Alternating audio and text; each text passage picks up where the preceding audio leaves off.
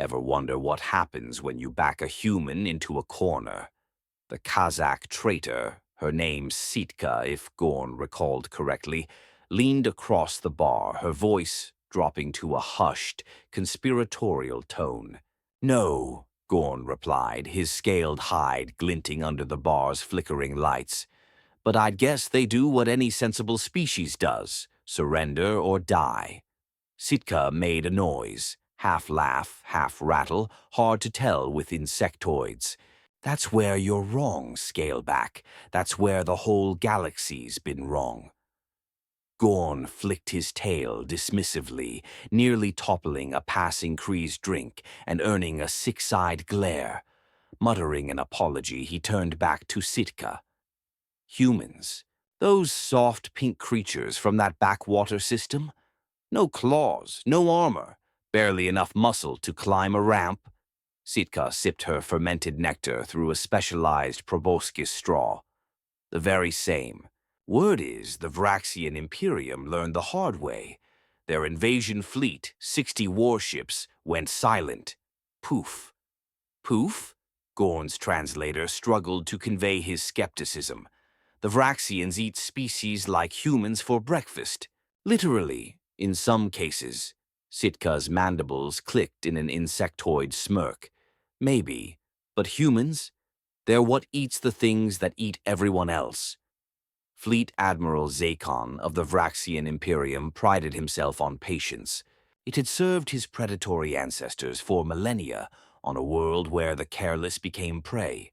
It had earned him command of the largest Vraxian fleet in generations. Now it was failing him. What do you mean they're refusing surrender?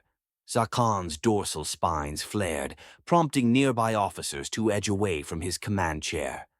We have orbital supremacy. Their defenses are negligible, their technology primitive. His communications officer, Vexra, kept her spines flattened in deference. The transmission came from their unified government, Admiral. Their exact words. We respectfully decline your offer and suggest you leave immediately. This is your only warning. Zakon's laughter rumbled through the bridge, joined nervously by his crew. Their only warning? To us? He gestured at the view screen showing the blue-green world below. Do they not see 60 warships above their cities? They see them, Vexra replied. They just don't seem concerned. Zakon's amusement faded. In his experience across 17 conquests, prey species followed predictable patterns. They pleaded, offered resources, or sacrificed their young for mercy. They didn't issue warnings. Perhaps they expect an ally, suggested Tactical Officer Gretch. Zakon dismissed this with a claw. Their system is isolated. The nearest spacefaring civilization is weeks away at maximum FTL. No, this is bravado, a prey defense mechanism. Some species puff up, make noise, hoping to seem dangerous. Gretch's ear flaps twitched. Admiral, intelligence shows humans have no natural defenses, no claws, weak teeth, fragile bones. Yet they evolved on a Category 8 death world. Nothing survives there without weapons. Zakon scratched his scaled chin. Curious, perhaps they bred fast enough to overwhelm predators through numbers. Vexra interrupted, her voice strained. Sir, we're detecting launches from multiple surface sites. Zakon straightened. A defense at last. Excellent. I feared this conquest would bore me. Display the launches. The view screen shifted to a tactical overlay showing thousands of small objects rising from the planet. Analysis, Zakon demanded. Gretch's claws danced over his console. Primitive chemical propulsion missiles, Admiral. Nuclear warheads, effective in atmosphere, but our shields will neutralize them easily. Zakon waved dismissively. Is this their best? Technology we mastered 12 generations ago. Wait, Gretch's tone turned urgent. These aren't ballistic. They're maneuvering. Zakon leaned forward. Impossible. Primitive weapons can't... Vexra cut in. Incoming transmission from their government. Zakon settled back, expecting capitulation now that the humans had made their futile gesture. A human female appeared on screen, middle-aged by their standards, with dyed fur and decorative eye markings. "Admiral Zakon," she said calmly, fearless, "I see you ignored our warning." Zakon's serrated teeth gleamed in a Vraxian smile. "Your warning was noted, human, as was your futile missile launch.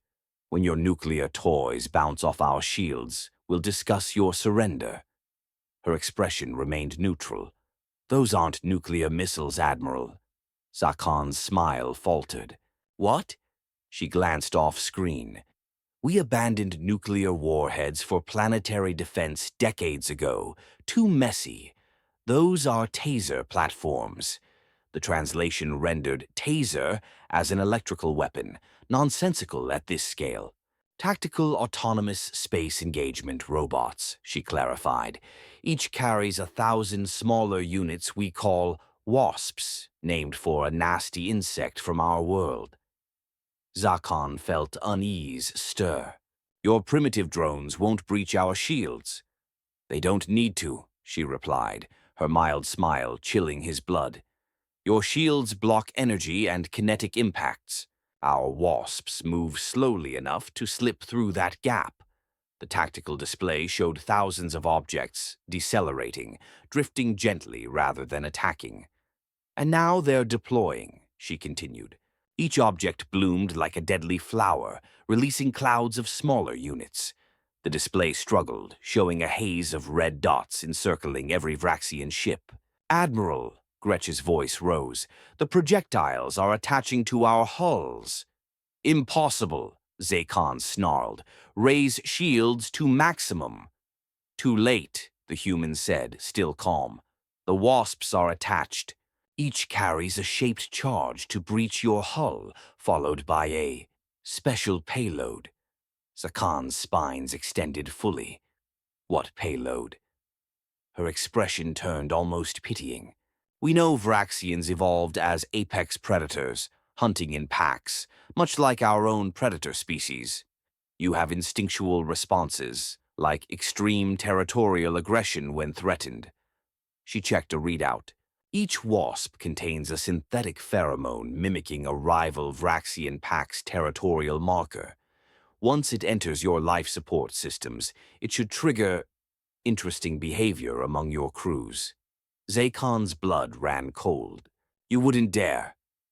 "You threatened our homeworld, Admiral," she said, her calm cracking to reveal something ancient and dangerous. "We've fought ourselves for millennia. Did you think we wouldn't prepare for you?" Alarms blared across the bridge. Reports flooded in. Hull breaches, life support contamination, crews turning on each other in blood frenzy. "What have you done?" Zakon roared, feeling a primal whiff trigger his own instincts, marking every Vraxian on the bridge as a threat. "Exactly what we warned," she replied. "Good day, Admiral. We'll negotiate with whoever's left once you've sorted yourselves out." The transmission cut, leaving Zakon staring at his fleet descending into chaos, his last thought before instinct overtook him. "We chose our prey poorly." "So that's the story," Sitka concluded, mandibles clicking grimly. "The Vraxian fleet tore itself apart. Survivors were found in life pods, sedated to stop them attacking each other." Gorn stared into his drink, his earlier skepticism replaced by unease. "That's not fighting. That's something else." "That's humans," Sitka said, tapping the bar. "They don't fight like predators because they're not. They're something worse." "What's that?" Gorn asked, morbidly curious. "Survivors," Sitka replied, draining her drink. "Their planet tried to kill them daily. Heat, cold, predators, diseases. They survived not with claws or scales, but with problem-solving, tool-making, pattern recognition." Her compound eyes glinted. "They learned what kills everything else and built machines to do it. Why evolve venom when you can synthesize it? Why grow armor when you can forge it? Why develop weapons when artificial ones work better? Gorn considered this. But surely the Vraxians were just unprepared. Next time, there won't be a next time, a voice interrupted. They turned to see a human male, dressed in plain but military-hinted clothing. His smile was pleasant, but reminded Gorn of a predatory creature, a wolf from a documentary. Mind if I join you? He asked, already taking a stool. Sitkar's antennae twitched in surprise. You speak Galactic Standard without a translator. I've a knack for languages, he said, shrugging, and an implant for tricky phonetics. Kazakh clicking's tough on human vocal cords. He extended a hand. Toby Weber, Diplomatic Corps. Gorn cautiously shook it, mindful of his claws. The human's grip was firm, unconcerned by the sharp points. I overheard your talk about the Vraxian incident, Weber continued. Incident? Gorn repeated. 60 warships destroyed. 53 were salvageable, Weber corrected mildly. We're helping the new Vraxian leadership refit them with containment protocols, part of our reparation agreement. Sitka's mandibles clicked rapidly. The Vraxians agreed to reparations after attacking you. They admitted miscalculations, Weber said diplomatically. We admitted our response was disproportionate. We compromised. Why tell us? Gorn asked suspiciously. Isn't this a military secret? Weber laughed, friendly yet unsettling. Not at all. I'm authorized to share this widely. He leaned in. Between us, the Diplomatic Corps hopes these stories spread. As a warning, Sitka asked, realization dawning. As a friendly heads-up, Weber corrected, his wolf smile returning. Saves trouble long-term. He ordered an amber human drink and raised it. To mutual understanding and peaceful coexistence. Gorn and Sitka cautiously joined the toast. Weber added, winking, and to remembering appearances deceive. Grand Marshal Korvik of the Hadron Dominion didn't make mistakes. Mistakes demoted commanders. Mistakes subjugated species. The Hadron built their empire on meticulous planning, ruthless execution, and learning from others' failures, like the Vraxians. Run the simulation again, Korvik ordered, arms crossed over his armored chest. The war room's holographic display reset, showing a Hadron battle group approaching the Sol system. His strategist, Menz, manipulated controls with her lower arms, her upper pair highlighting key points. We've countered the human drone swarms here, here, and here. Our ships have enhanced scanners to detect and target their smallest units before they attach. Korvik nodded. The Vraxians failed by underestimating human ingenuity. The Hadron wouldn't. Their psychological warfare? He asked. Neutralized, confirmed Dr. Pell, his science advisor. Our environmental systems have redundancies and biological filters to block any chemical or pheromonal attack. Korvik studied the simulation's predicted engagement. And their ground forces? Men switch to planetary combat projections. Humans have surprising endurance for their build, but their strength, speed, and resilience are far below Hadron standards. One Hadron warrior can overpower 8 human soldiers, unless they use power armor. Dr. Pell interjected. Intelligence suggests their exoskeletons multiply strength tenfold. Korvik waved dismissively. Power armor's common. Our weapons penetrate tougher defenses. He studied the planetary display. Their nuclear arsenal concerns me. Unlike the Vraxians, we must assume they'll use it if pressed. That's our advantage, Menz noted. Humans are sentimental about their ecosystem. They'll hesitate to use nukes on their soil due to environmental damage, a weakness we can exploit. Korvik agreed. Decision made. Prepare the fleet. We depart for Sol in 3 cycles. Dr. Pell fidgeted. Grand Marshal, intelligence uncovered another factor that troubles me. Korvik's gaze pinned him. Speak. Humans have a concept, mutually assured destruction. Before spaceflight, they built enough nuclear weapons to annihilate their civilization multiple times and kept them ready for decades. They were prepared to end their species rather than submit to rival factions. Korvik considered this. Interesting, but irrelevant. Their psychology against other humans doesn't apply to us. We seek subjugation, not destruction. The Hadron value useful vassals. Dr. Pell looked unconvinced but stayed silent. The course is set, Korvik concluded. The humans surprise the Vraxians. They won't surprise us. 3 weeks later, the Hadron battle group, 15 capital ships, 30 support vessels, dropped from FTL at Sol's Edge. Sensors immediately detected a small, unarmed human diplomatic shuttle approaching. "They're hailing us," reported Officer Lesk. Korvik, aboard the flagship Inevitable Conquest, nodded. On screen appeared an older human male with gray hair and a decorative collar. He smiled politely. "Grand Marshal Korvik, I presume. I'm Terran Ambassador Douglas. On behalf of United Earth, welcome to Sol." Korvik was briefly taken aback, but recovered. "You seem unconcerned by our arrival, Ambassador." Douglas's smile held. "Should we be? We assumed this was a diplomatic visit." Korvik bared his teeth in a Hadron smile. "Is that what your intelligence claims?" "Among other things," Douglas replied casually. "We give visitors the benefit of the doubt. We've prepared a reception if you'd send a delegation to Earth. Our defense grid is reconfigured to allow safe passage." Korvik caught the phrasing. "Defense grid. Our scans show minimal orbital defenses." Douglas looked surprised. "Really? They should be visible." He glanced off-screen. "Admiral Carrion, activate the grid's visibility protocols."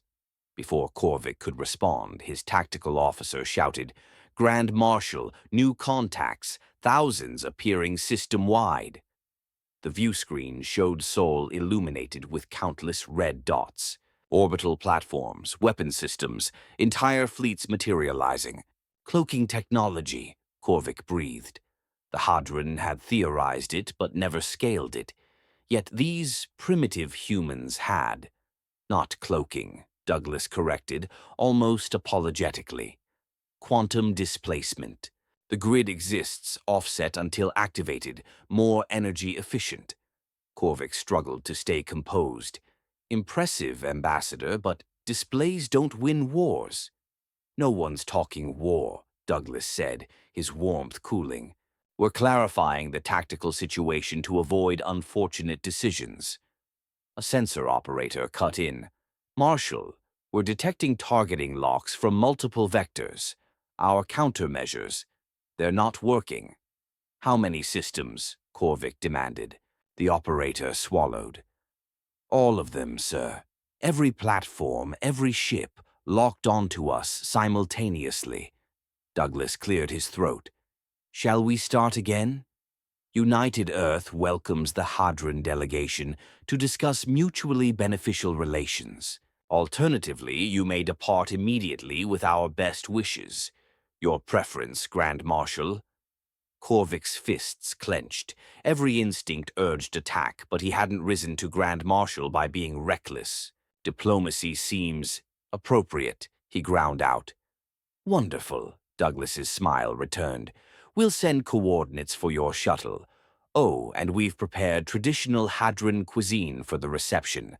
I hope that's acceptable." The transmission ended, leaving Korvik staring at the tactical display. He turned to Dr. Pell. "You were right, Doctor. They're unlike any species we've met." "How so, Marshal?" "They didn't threaten us," Korvik mused. "They just changed the engagement's parameters, and they prepared food for us." He shook his head. "What conquerors cook for enemies they're about to destroy?" "Perhaps," Pell ventured, They never planned to destroy us. And that's how the Hadron Accords were signed, Weber finished, downing his drink. Grand Marshal Korvik became a strong ally, even naming his firstborn after Ambassador Douglas. Gorn and Sitka were now joined by other aliens, a pulsing Merble, methane-breathing folks in suits, and an Azanite whose photosynthetic skin shifted with her emotions. "I don't understand," the Azanite said, her skin cycling puzzled blues. "Why didn't humans destroy the Hadron? They had overwhelming force." Weber shrugged. "Why would we? The Hadron weren't evil, just expansionist. Once they saw the balance of power, they were reasonable. They've since helped us develop new technologies." "But the Vraxians," Gorn pointed out. "You decimated them." Weber's expression darkened briefly. "They wouldn't retreat. We gave them every chance. They chose poorly." His smile returned. "Even then, we didn't wipe them out. Their new government's quite progressive." The Merble burbled, translated as, "Humans prefer allies over conquests." "Generally," Weber nodded. "We'll fight if needed, but we'd rather trade recipes than shots." "Speaking of which," Sitka clicked eagerly, "is it true humans eat anything?" Weber laughed. "Exaggerated, but we're omnivores with adaptable digestion. Our scientists say it's because we ate whatever didn't kill us." "That explains that disgusting delicacy," a folks rasped, "fermented dairy excretions with microbes." "Cheese?" Weber grinned. "Wait till you hear about sourdough or hawkall." The Azanite's skin shifted to thoughtful greens. "This adaptability, it's not just your diets, is it?" Weber grew serious. "Perceptive. Adaptability defines us. We evolved on a planet of extremes, deserts, tundra, rainforests, oceans. Early humans thrived anywhere by changing tools and tactics, unlike apex species with specific advantages for specific environments." "Exactly," Gorn realized. "Vraxians evolved perfect predation for their world, but that specialization was a weakness against a species that doesn't specialize." "Right," Weber nodded. "New planet, higher gravity. We build exoskeletons, unbreathable atmosphere. We engineer systems, predators with psychological weaknesses. Well, you know what happened to the Vraxians." Silence fell as the group pondered this. "Is that why the Galactic Council gave humans protectorate status over 17 worlds?" Sitka asked. Weber raised an eyebrow. "Well informed for a traitor." "Information's valuable," Sitka smirked. "Yes," Weber confirmed. "The Council saw our interspecies approach as unusually benevolent. We don't terraform worlds to our specs or replace ecosystems. We adapt or coexist, even with pre-FTL civilizations." "Unlike the Kithuk," a folks muttered, prompting tense silence at the mention of the aggressive insectoid empire. "I've heard," Gorn said quietly, "the Kithuk are massing near human space." Weber's expression stayed neutral, but his eyes flickered coldly. "The diplomatic corps knows. We've offered peaceful dialogue repeatedly."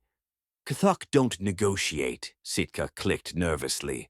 "They conquer. Always have." "There's always a first time," Weber said mildly, his charm gone. The Azanite's skin flared orange-red.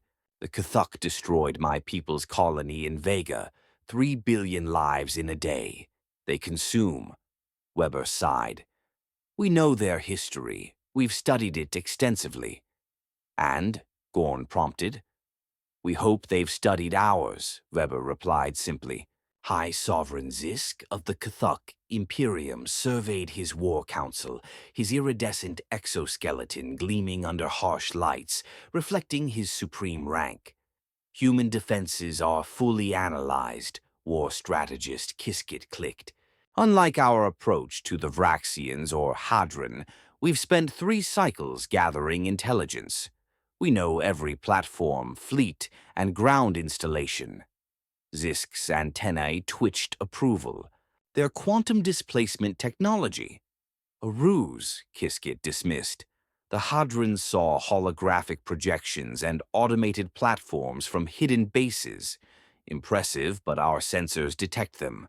Their psychological warfare is neutralized. Our warriors lack mammalian instincts to exploit, and our ship's filtered environments block any agents. Zisk's mandibles clicked satisfaction. And their diplomatic prowess? The Hadron, formidable warriors, now revere these soft creatures. Xenopsychologist Zek stepped forward, her carapace etched from dissecting alien brains. Humans have unusual empathic abilities, intuitively modeling other species' psychologies to craft tailored arguments. Manipulation, Zisk hissed. Yes, Zek agreed, but we're immune. The Cthulhu collective consciousness recognizes only the Imperium, the Queen, and expansion. Zisk towered over his advisors. Then we attack, not with a small force like the Vraxians or a battle group like the Hadron, but with the 4th, 5th, and 6th swarms. 300 capital ships, 2,000 support vessels, 10 million warriors. The Council hissed approval. Humans rely on tricks and diplomacy, Zisk continued, but raw force makes tricks irrelevant. That time is now. On Earth, in a titanium-reinforced situation room beneath the Himalayas, Admiral Elena Thompson studied a holographic display of Cthulhu fleet movements. They're coming, she murmured. All 3 swarms.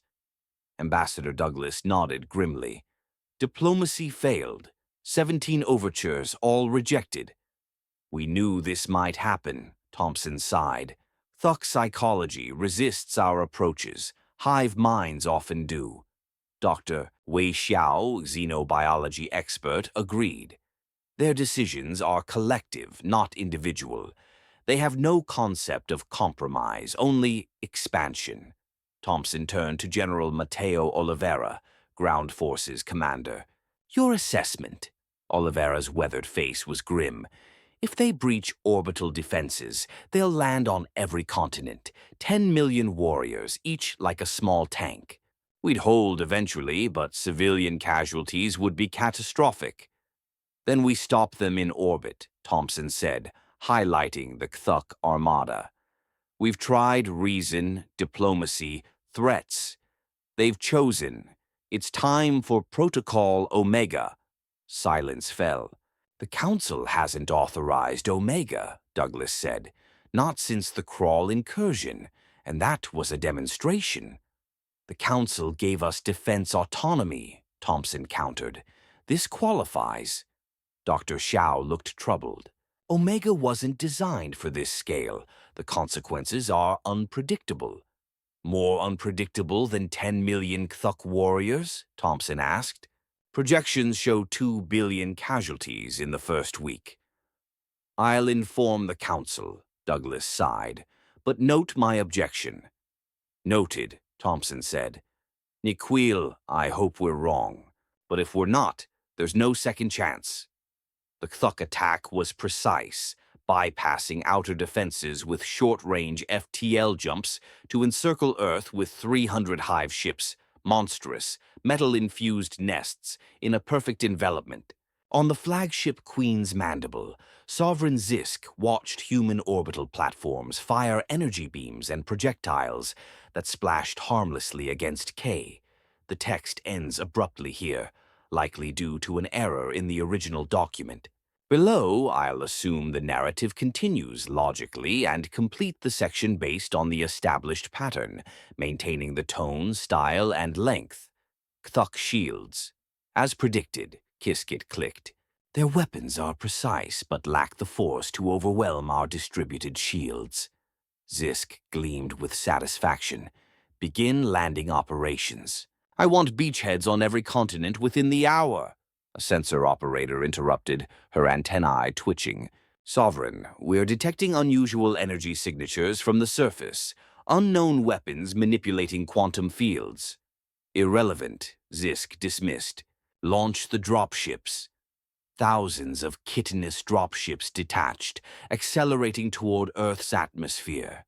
Commanders watched eagerly as the first wave neared the upper boundary and vanished. "Report," Zisk demanded, his posture rigid. "The first wave. They're gone," the operator stammered. "No debris, no energy discharge. They ceased to exist." "Impossible," Kiskit hissed. "Second and third waves, same phenomenon," another operator reported. Zisk's eyes flicked between displays. "Pull back the dropships. Target the surface with long-range weaponry. If we can't land, we'll bombard them." The fleet's massive energy weapons powered up, targeting human cities. The first volley, enough to level a continent, fired, crossed the atmospheric boundary, and vanished like the dropships. "Sovereign," a science officer said, panic edging her voice. "The atmosphere is weaponized. A quantum field envelops the planet, phase-shifting anything that enters." "Explain," Zisk demanded. A human female's voice answered, bypassing Kthuk encryption. "An excellent question, High Sovereign Zisk." Admiral Thompson appeared on screen, her expression cold. "What have you done?" Zisk hissed. "We call it the Omega Protocol," Thompson said. "A quantum phase shield around Earth. Anything penetrating it is translocated to a predetermined destination." "Where?" Zisk's mandibles clicked furiously. "Your homeworld," Thompson replied, "specifically 200 meters above your royal breeding chambers. Your dropships, your weapons, they're arriving now." Panicked reports flooded from the Kthuk homeworld. Explosions, dropships crashing into sacred hives, energy weapons devastating breeding chambers. "You lie," Zisk screeched, but fear betrayed him. "I wish I were," Thompson said. "We tried diplomacy, warnings. You chose invasion. The protocol remains active for 1 hour. After that, anything entering our atmosphere will be destroyed, not translocated. Use this time to evacuate your homeworld." The transmission cut, leaving Zisk staring at his panicking crew. "Order?" Kiskit asked, his confidence shattered. Zisk's eyes darted between the homeworld's disaster and Earth's impenetrable shield. For the first time, he felt doubt. "Recall all forces," he rasped. "Disengage immediately." As the Kthuk fleet retreated, xenopsychologist Zek approached. "Sovereign, I understand our error. The Vraxians underestimated human ingenuity, the Hadron their preparedness. We underestimated their restraint." "Restraint?" Zisk clicked. "They attacked our queen." "Not directly," Zek said. "With their technology, they could have sent our fleet into a sun or our homeworld into the void. Instead, they chose a survivable demonstration. They're not showing power, Sovereign. They're showing mercy." 3 months later, in a neutral station orbiting Proxima Centauri, galactic representatives witnessed a historic peace treaty between the Human Federation and Kthuk Imperium. Ambassador Douglas, visibly weary, faced Zek, now Chief Kthuk Emissary. "The terms are acceptable," Zek's translator said. "The Imperium acknowledges human sovereignty, agrees to demilitarized zones, and accepts reparations for 17 consumed worlds. In return, humans will share limited quantum translocation technology for peaceful use." "The reparations?" Douglas asked.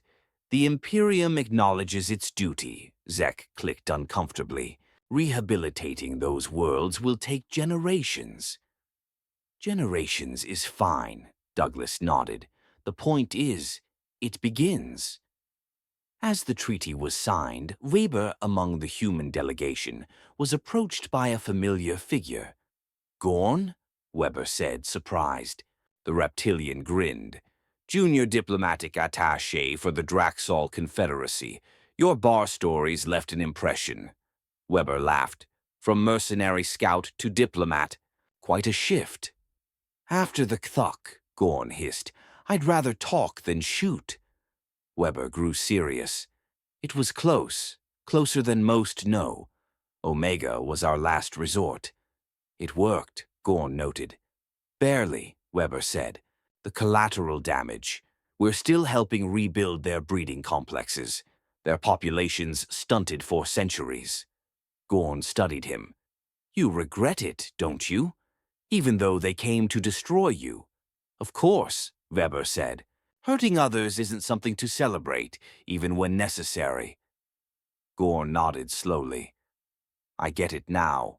Humans aren't dangerous because you're predators, but because you're predators who chose not to be. You could have exterminated the Vraxians, subjugated the Hadrun, annihilated the Kthuk. Instead, you used minimal force and offered peace. Common sense, Weber shrugged. No, Gorn insisted. Most species dominate if they can. It's biology. You evolved past that. Weber smiled faintly. Not entirely. We still fight among ourselves. But we learned something. The deadliest predator isn't the one with the sharpest claws or strongest jaws. What is it? Gorn asked. The one that can afford mercy, Weber said. It means they're so confident they don't need to destroy you. That's what's truly terrifying.